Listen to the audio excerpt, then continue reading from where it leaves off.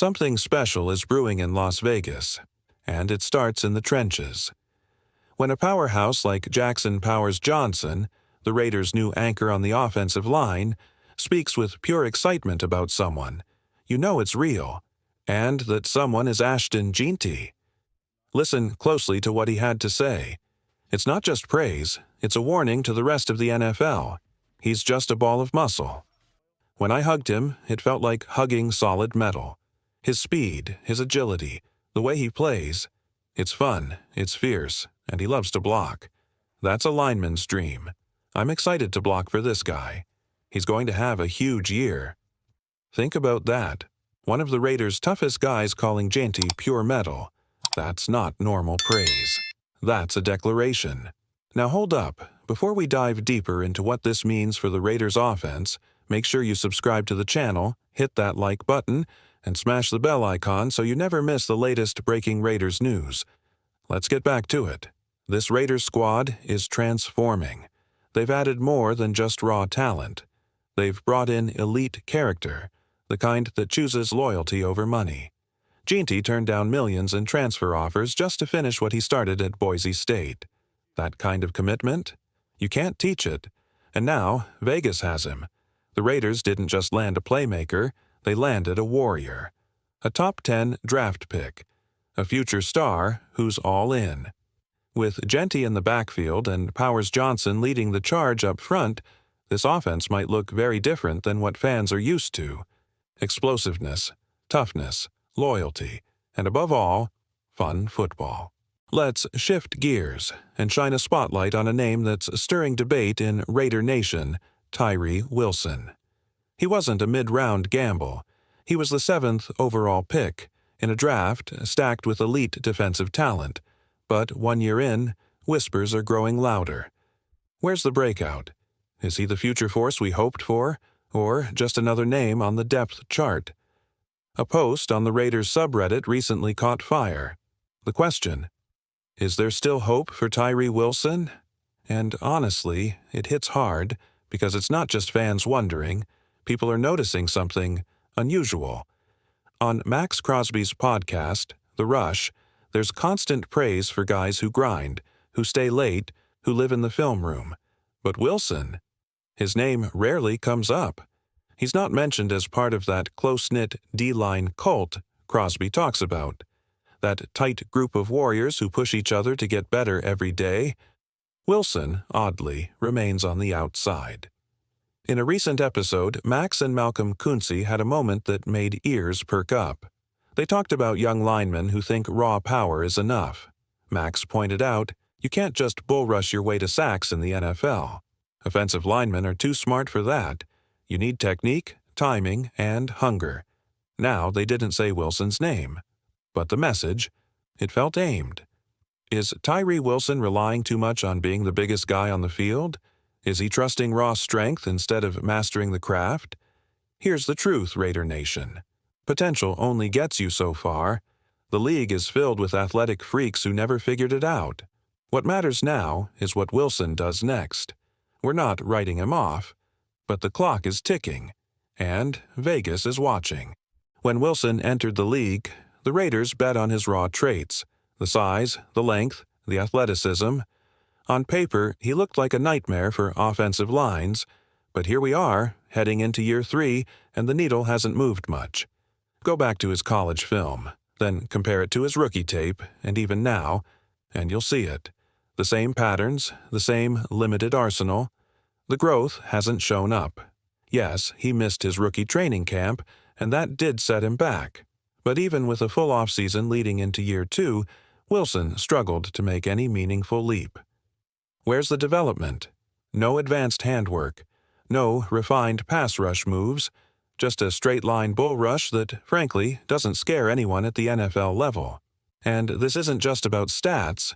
It's about what you see on tape.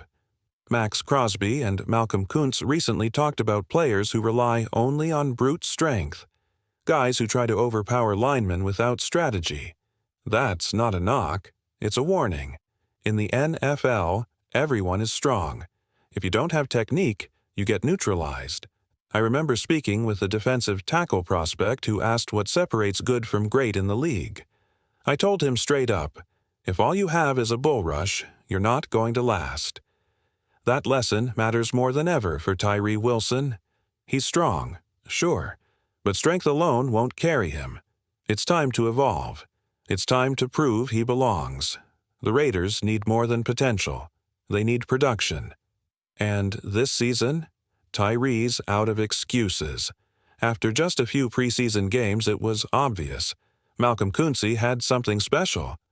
I remember tweeting after maybe his second appearance, Chandler Jones better watch out. Koonce might take his job. And honestly, that wasn't an overreaction. His technique jumped off the screen. Koonce's game wasn't just about effort, it was polished. His pass rush fundamentals could easily be applied to run defense. He looked like someone who belonged. Now compare that to Tyree Wilson, and it's night and day. Both Tyree and someone like Trayvon Walker are built like tanks.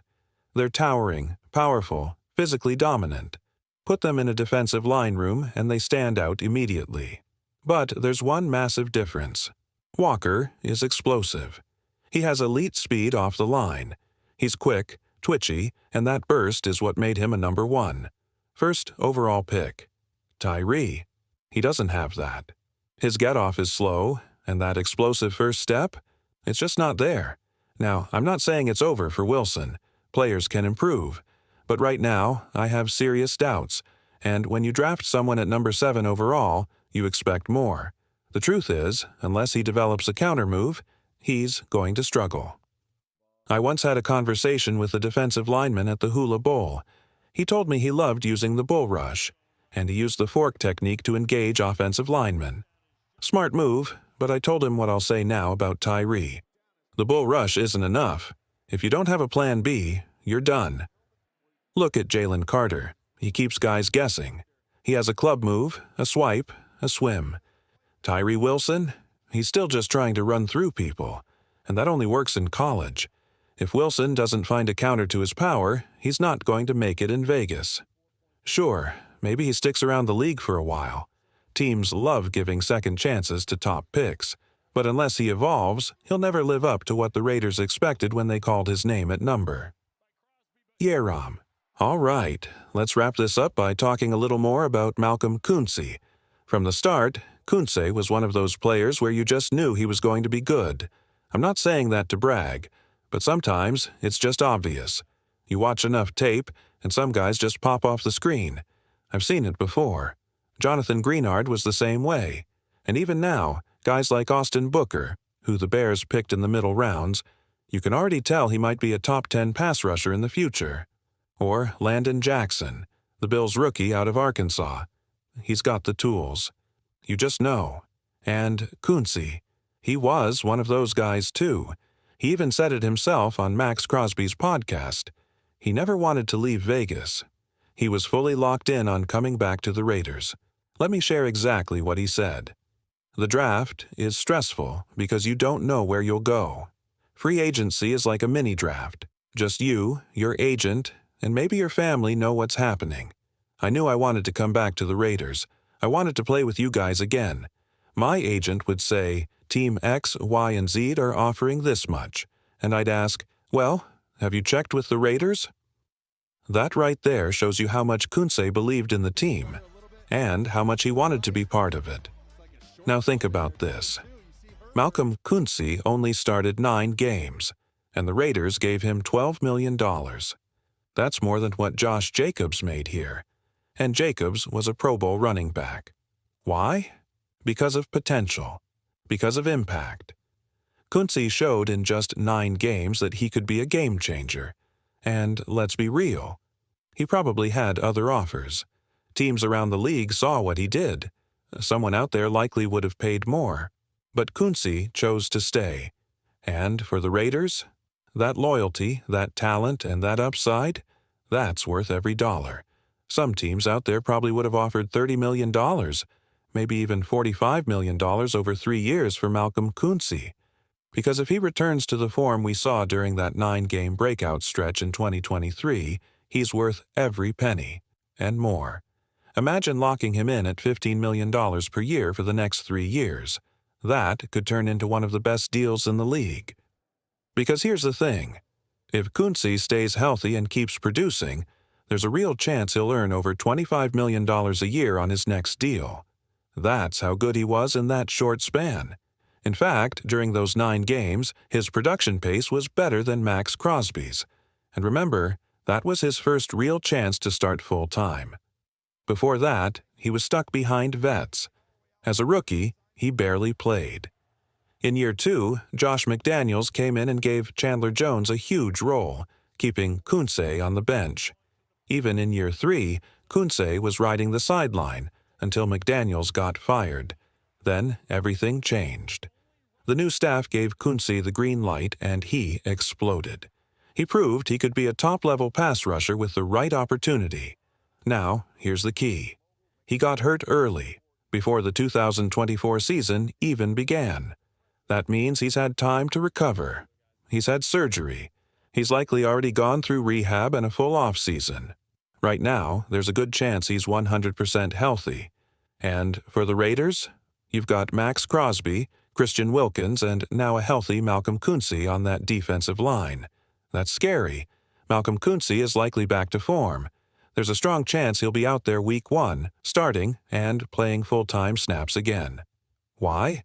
Because his injury happened very early, before the 2024 season even began, giving him plenty of time to recover. Max Crosby recently shared how it all went down. He said Malcolm was coming off his best season, having a great off-season, dominating training camp. Then, just days before the Raiders were set to play the Chargers, it happened. It was the last padded practice, and they were indoors. Crosby said Malcolm took one step and tore his ACL. Just like that. Max recalled the moment, the shock, the silence. He said, "What the just happened?" Malcolm went down, and the whole defensive line was stunned. They're a tight group. Crosby said everyone was shaken. Even Coach Rob Leonard was in tears. It's the kind of injury that rattles a team. And here's an interesting detail. It happened on the indoor turf field.